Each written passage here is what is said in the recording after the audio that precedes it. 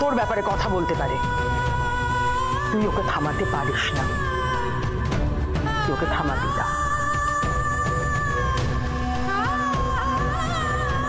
Jasmine, তুমি কি বলতে চাইছিলে বলো।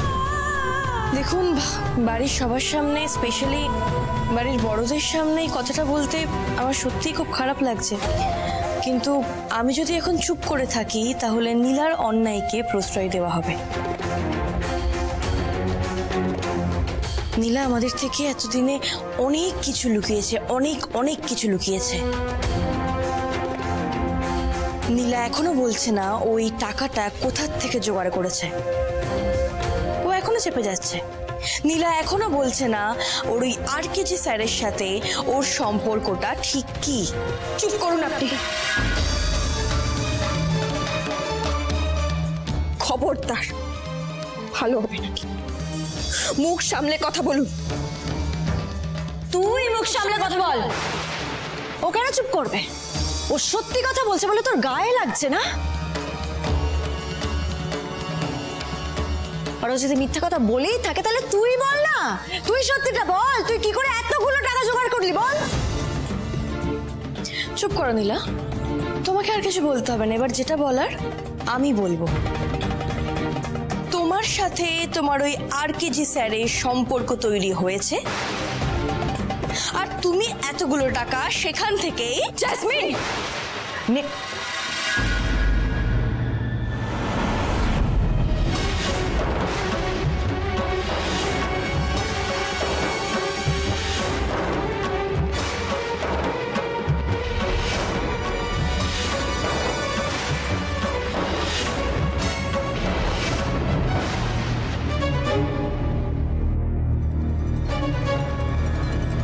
বেশি বাড়াবাড়ি করো না।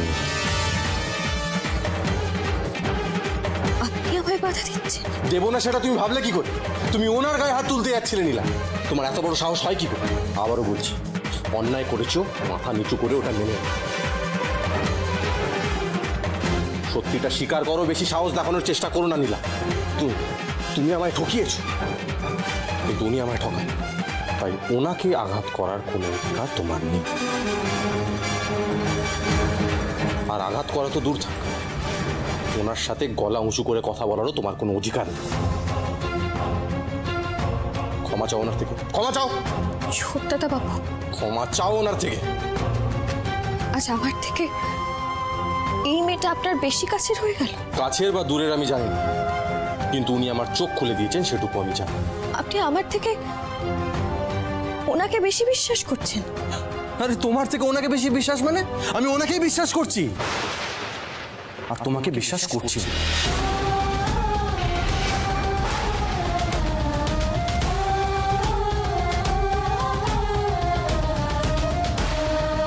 কথাটা মন থেকে বললেন আপনি?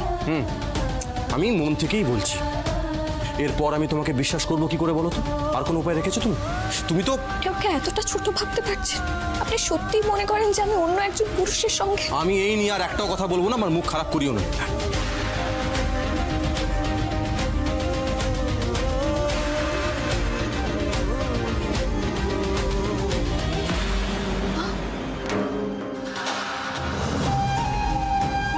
ওমা, তুমিও এই কথাটাই বিশ্বাস করো? তুমিও বিশ্বাস করো যে আমার চরিত্র এতটা খারাপ? তুমি মানো মা যে আমার স্বামী থাকতে আমি অন্য একজন পুরুষের সঙ্গে সম্পর্কে যেতে পারি? তোমাদের কারোর একজনেরও মনে হচ্ছে না যে আমি এরকম কোনো কাজ করতে পারি না? না, মনে হচ্ছে না। মনে হতো যদি তুমি আমাদেরকে বলতে পারতে এতগুলো টাকা তুমি কোথা থেকে জোগাড় করলে, ওই লোকটার সাথে সম্পর্কে না জড়ালে ওই লোকটা তোমাকে এমনি এমনি টাকাগুলো দিয়ে দিল, তাও আবার এতগুলো টাকা, লাখ লাখ টাকা। ছোট কাকি, তুমি এর পরেও চুপ করে থাকবে? এত অপমানের পরেও তোমার এই চুপ করে থাকাটা কিন্তু মানায় না। তুমি সবাইকে সত্যি কথাটা বলে দাও। থাক পিয়া, কাউকে কিছু বলার দরকার। কে বলেছে বলার দরকার নেই? সবাই সেই থেকে তোমাকে দোষ দিয়ে যাচ্ছে, তোমার বিষয়ে এত নোংরা নোংরা কথা বলছে, এত ভুল বুঝছে, তারপরেও তুমি চুপ করে আছো কেন?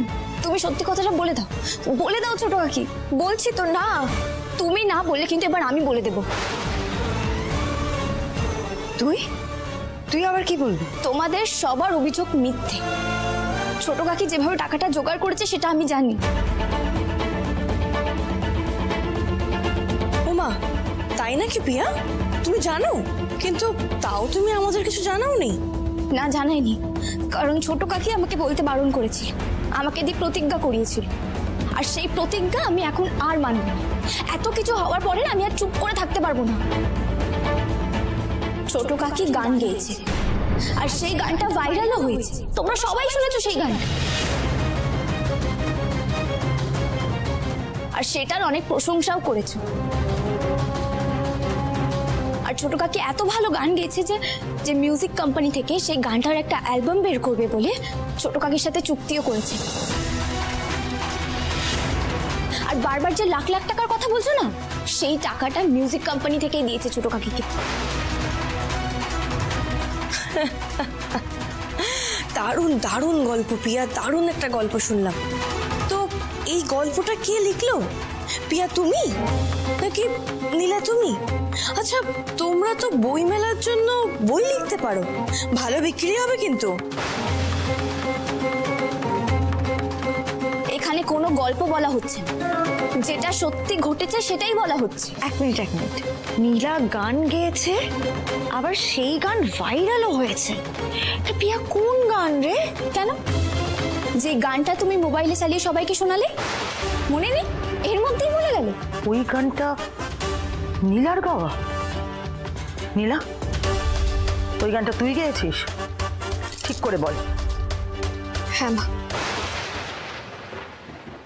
গানটা আমি গেয়েছি।